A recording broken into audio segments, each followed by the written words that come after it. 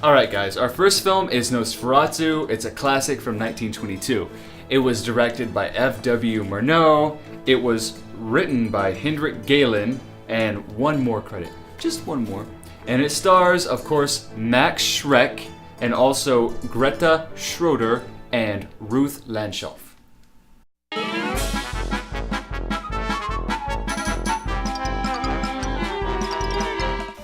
This movie, it's a little different. Yeah, I'd say so. It's old. We know this already. I mean, it's one of the silent films. I mean, don't watch this expecting a lot of really high-paced dialogue. You really can't use its age as an excuse for some of the weird things that go on in this movie. Like, the whole thing just feels kind of shoddy. In the night scenes, they're supposedly night. They're just like, you know, blue tinted, whatever. They actually showed the sky during the daytime. There was like harsh shadows everywhere. The best part was when he jumps, he falls out of a castle's window, or he actually lowers himself down a rope and then falls, and he does the cool thing when he hits the ground and he like goes, It's so awesome. I don't think you should believe the hype whenever people tell you this is one of the scariest movies ever made. Don't believe the hype. Don't believe the hype. No, it's not. Count Orlok is not that scary. All he does is he leers at the screen. He does do a lot of this. But I don't know. How are you supposed to be creeped out by like slow walking? That's kind of... And you should actually pay very close attention in this movie because the plot is actually a little bit muddled. These things will pop up on screen, like these little story bits and dialogue. Which and, were cool. I like that part. Read them very closely because like the tiniest little word will actually become a key plot point later. Yeah, the music was really killing me, man. I mean, it's like somebody got a freaking Casio keyboard and just went to town on some Dracula. I was thinking it was like Aha or something like that. It was like a Casio forest everywhere he went, man. It was killing me.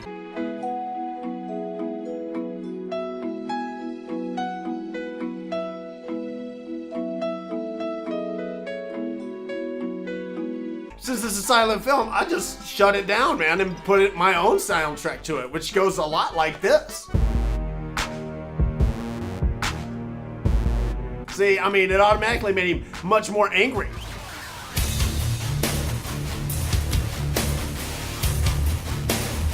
Much more humorous.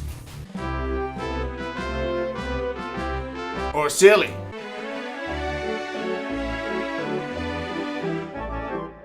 It just adds a little bit to the movie for me, personally. So, you know, I mean, get your own soundtrack and go to town on Dracula. That didn't come off good.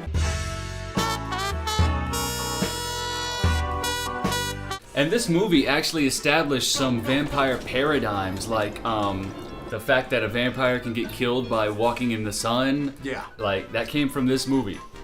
It actually happens in it. This is a spoiler. Spoiler alert. Yeah.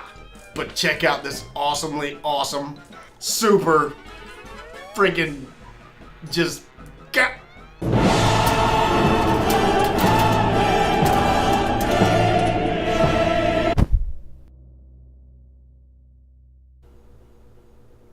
can't even talk. I'm still kind of like just in awe of the factor of the amazing... No! Seriously, come on, it was pretty cool. I mean, you had the little puff of smoke, and yeah. I mean, it was nifty. There's the 20s. They didn't know no better. All the people were like, oh my god, did you see that? I mean, you know, they were just blowing It's up so in the violent. theaters. They were dying in the theaters. For me, I'm only gonna give it one. I'm only gonna give it one rewind. I'm not gonna lie. I'd like to give it more. I know it's a classic, and I'm sure there's somebody mad at me right now, but I mean, it's a little too old. It gets a little boring at points. Like I said, put your own soundtrack, maybe you might like it. I am actually going to give this classic one fast forward.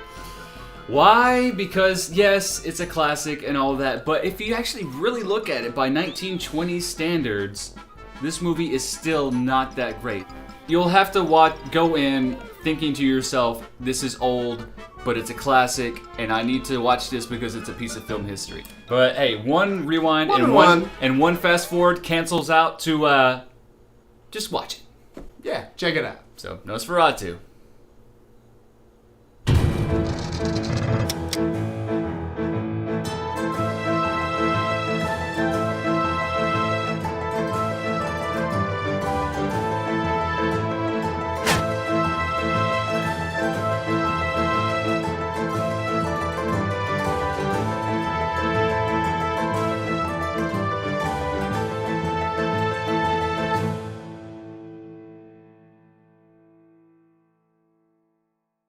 No, you're good. You look good. Okay.